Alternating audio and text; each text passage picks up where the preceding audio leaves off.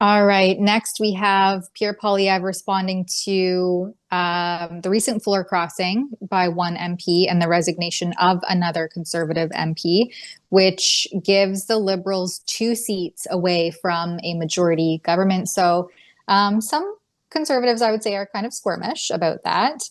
And so in this first clip, Pierre Poilievre is asked about his leadership, which it was basically equated to being run as though it's like a frat house. And here is his response. Jamal said your leadership is why he crossed the floor.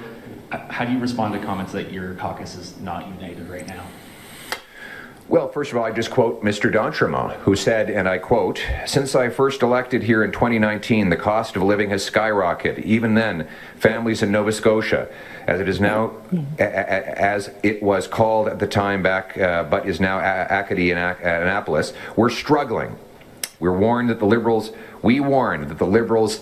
out of control spending and massive deficits were irresponsible, but of course they did not listen. Now, after 6 months under the new Prime Minister Mark Carney, who promised fiscal discipline, Canadians are still waiting."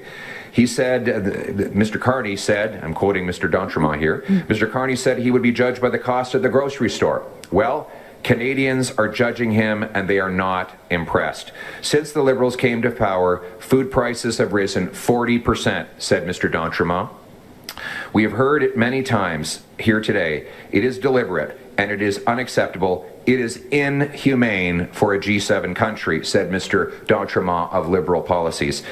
He said, "We are a rich country. We are a food basket of a country. We can produce all the food for many people in the world, and we can barely feed ourselves for some reason," end quote. That is how Mr. d'Entremont described the outrageous cost of living as the direct result of Mark Carney's Liberals. I'm very saddened for the Nova Scotia families on whom Mr. Carney and Mr. d'Entremont are raising the price of groceries and homes, but that will not change our resolve to continue to fight for an affordable Canada, affordable budgets, and an affordable future. Thank you. Yeah, it really makes me question and wonder what his voting base thinks of all of this. Right, because I do note that the CBC put out an article, I guess it's last week, but highlighting that, yes, Canadian history and the political space is, floor crossing does happen, and it happens quite often. But the voting base is often really upset when it does. And I don't know how anyone who voted for a Conservative in their riding and his constituents themselves would feel after seeing and feeling in their pocketbooks the failed policies of the Liberals, as was brought up and reiterated in that clip by Pierre Poilievre. If you're a constituent, let us know what you think of that floor crossing. And there's no recourse or legislation.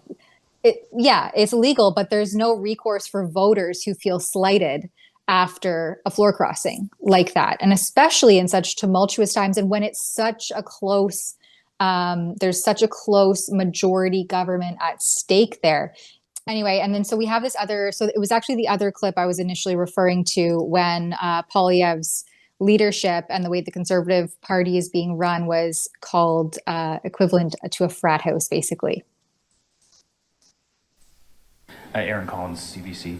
So Chris d'Entremont, just turning back to last week, said that your party is being run like a frat house. So I'm just curious what you think he means by that, and if you think. Well, I think that CBC had to be. Are you with CBC, by the way? Yeah, that's right. Oh, okay, right. So I'm just curious if you think that could lead to more MPs leaving your caucus, and what you think he means by that.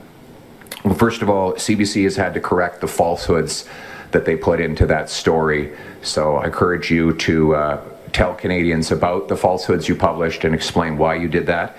But I would ask if you agree with Mr. d'Entremont, or do you believe he was telling the truth when he said, and I'm going to quote, "Now, after 6 months under a new Prime Minister who promised financial discipline, Canadians are still waiting." He said that he would be judged by the cost at the grocery store. Well, Canadians are judging him, and they are not impressed. Since the Liberals came to power, food prices have risen 40%.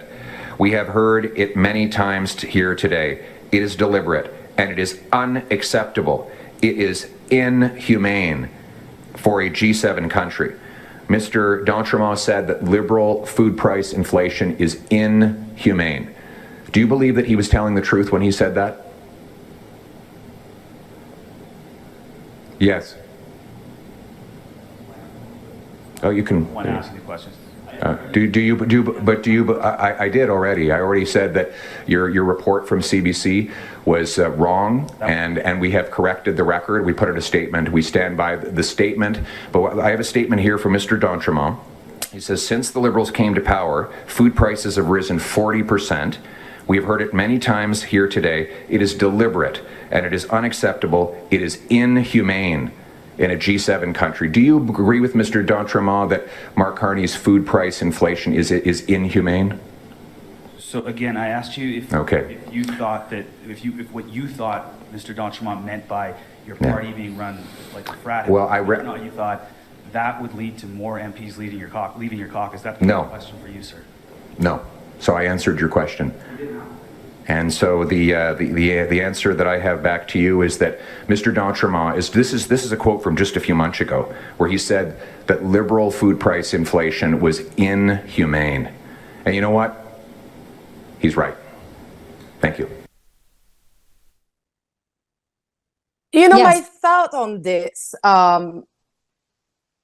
literally to see someone who is in the Conservative Party to cross to the Liberal Party, it seems like that will happen less often than the opposite. You know what I mean? Because Conservative hold really strong values. They stand by it, and you know they have really specific values. And to see that he did that, it kind of like questioned me if, first of all, it was not offered maybe a position at the Liberal Party. I think it took like a certain time where he got offered many stuff. And the fact also that among the Conservative Party, there is red Tory and blue Tory. And we all know that there is, inside of the Conservative Party, unfortunately, some people who I don't think they like Pierre Poilievre that much. Just example, in Quebec, they actually supported Jean Charest instead of like Pierre Poilievre during the leadership race. So we know that there is some rhetoric among the Conservative Party. So I don't know if Chris d'Entremont is one of them, but I know that most of the red Tory are actually in the East Coast and not in the West Coast. So it's unfortunate, but the question about the frat house, what is this kind of question? Yeah, it's I think it's grasping at straws. It's pretty far-reaching, and at this point, like even during the recent federal snap election in April, I was looking at the Liberal candidates, and I was just thinking to myself, how do you align with a party that has run this country into the dirt for the last 10 years? I don't know how anyone in good faith could support the Liberal Party of Canada at this point under Justin Trudeau, now under Mark Carney, who has just been whispering in the ear of Trudeau for the last several years, primarily from COVID onward. It's not a based party, and they don't follow.